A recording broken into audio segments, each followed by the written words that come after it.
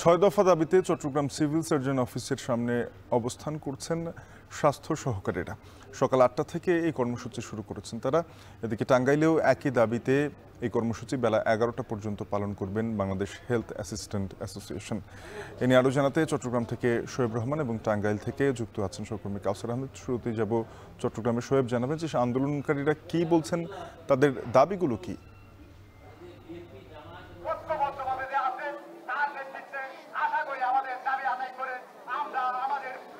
শাফিন, চট্টগ্রামে আজ সকাল ৮টা থেকে তাদের স্বাস্থ্য সহকারীদের যে ৬ দফা দাবি রয়েছে সেই ৬ দফা দাবি আদায়ে তারা কর্মসূচি পালন করেছেন, অর্থাৎ সিভিল সার্জন কার্যালয়ের সামনে তারা অবস্থান নিয়েছেন এবং অবস্থান নিয়ে তারা বিভিন্ন ব্যানার এবং প্ল্যাকার্ড হাতে দাঁড়িয়েছেন। তারা তাদের যে ৬ দফা দাবি রয়েছে সেই ৬ দফা দাবির পক্ষে তাদের বক্তব্য তুলে ধরছেন এবং এই ৬ দফার মধ্যে রয়েছে তাদের যেই নিয়োগ বিধি রয়েছে সেটি সংশোধনের দাবি জানিয়েছেন এবং সেখানে সংশোধন করে শিক্ষাগত যোগ্যতা বিজ্ঞান বিভাগ থেকে স্নাতক সংযুক্ত করে ১৪তম গ্রেড প্রদানের কথা তারা বলছেন।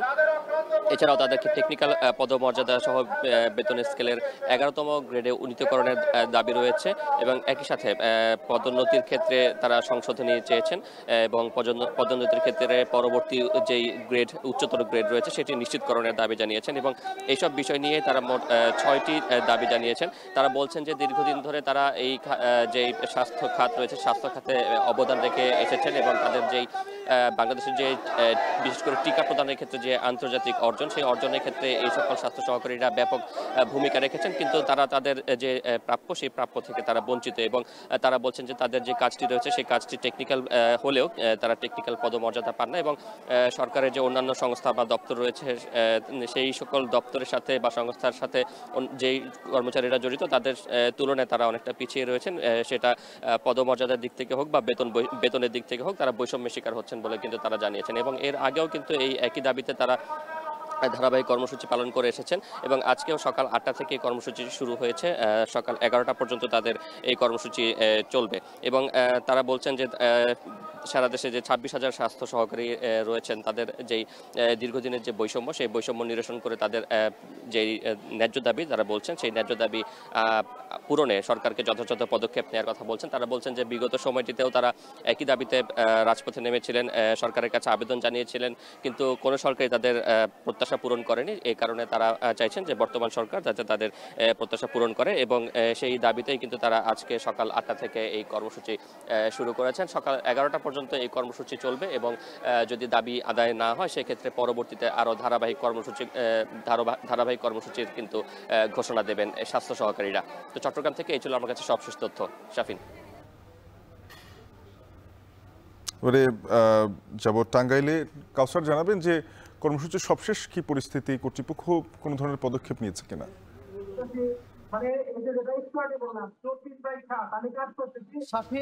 সকাল থেকে টাঙ্গাইলে দফায় দফায় বৃষ্টি হচ্ছে, এখনো গুড়ি গুড়ি বৃষ্টি পড়ছে। এখানে যারা আন্দোলনকারী আছেন তারা তাদের দাবি আদায়ের জন্য অটুট। তারা বৃষ্টিতে ভিজছেন, কেউ শিশু সন্তান নিয়ে এসেছেন, তারাও কিন্তু খুব কষ্ট করছেন। তারা বলছেন যে প্রাথমিক বিদ্যালয়ের শিক্ষক যারা রয়েছেন তারা যদি ১০ম গ্রেডে উন্নতি হতে পারে তাহলে তারা কেন একই পদমর্যাদার হয়ে তারা কেন ১৪তম গ্রেডে অবস্থান পদ পাবেন না? এছাড়াও যারা প্রাণী সম্পদ চাকরি করেন তারাও কিন্তু টেকনিক্যাল পদমর্যাদা পেয়েছেন। তারা বলছেন যে এখানে যারা আন্দোলনকারী রয়েছেন তারা বলছেন যে সৃষ্টির শ্রেষ্ঠ জীব মানুষ, তারা মানুষের সেবা করে থাকেন, মানুষের সেবা করার পরও কিন্তু তারা টেকনিক্যাল পদমর্যাদা পাননি, যে কারণে কিন্তু তারা এই সমস্ত ৬ দফা দাবিতে তারা আন্দোলন চালিয়ে যাচ্ছেন। তারা বলছেন যে বিগত দিনে যারা সরকারের দায়িত্বে ছিলেন তারা তাদের বারবার আশ্বাস দিয়েছেন। তারা বলছেন যে এখন শুধু আশ্বাস নয়, যতক্ষণ পর্যন্ত তারা প্রজ্ঞাপন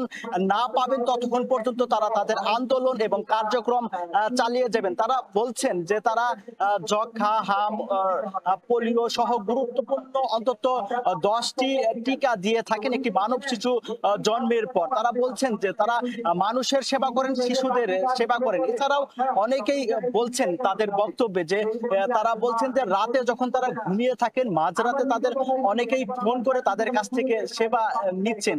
তারা বলছেন যে দিনে রাতে সেবা দেওয়ার পরও তাদের যে দাবিগুলা, তাদের এটা যৌক্তিক দাবি, এইসব যৌক্তিক দাবি সরকার যতক্ষণ না পর্যন্ত মেনে নিবেন ততক্ষণ পর্যন্ত তারা এই আন্দোলন চালিয়ে যাবেন। তারা বলছেন যে এখন জেলা পর্যায় থেকে আন্দোলন শুরু হয়েছে, এই আন্দোলন আগামীতে তারা ঢাকা মন্ত্রণালয় সহ ঊর্ধ্বতন কর্মকর্তার কার্যালয়ের সামনে অবস্থান কর্মসূচি এবং মানববন্ধন করা সহ বৃহত্তর আন্দোলনের হুঁশিয়ারি দিয়েছেন এখানে যারা বক্তব্য রাখছেন। আর এতে টাঙ্গাইল সদর উপজেলা ছাড়াও টাঙ্গাইলের 12টি উপজেলার অন্তত 350 জন মেডিকেল সহকারী যারা রয়েছেন, অর্থাৎ বাংলাদেশ মেডিকেল হেলথের যারা রয়েছেন তারা আন্দোলন করে যাচ্ছেন। আর এদিকে টাঙ্গাইলের সিভিল সার্জন ইতিমধ্যে অফিসে এসেছেন, তিনি তার কার্যক্রম চালিয়ে যাচ্ছেন। তিনি বলেছেন যে এই বিষয়ে এই দাবিগুলো যাতে মেনে নেয় এই বিষয়ে তারা ঊর্ধ্বতন কর্মকর্তার কাছে এই দাবিগুলো উত্থাপন করবে। তো শাফিন, এই ছিল আমার কাছে টাঙ্গাইলে আন্দোলনের সবশেষ তথ্য।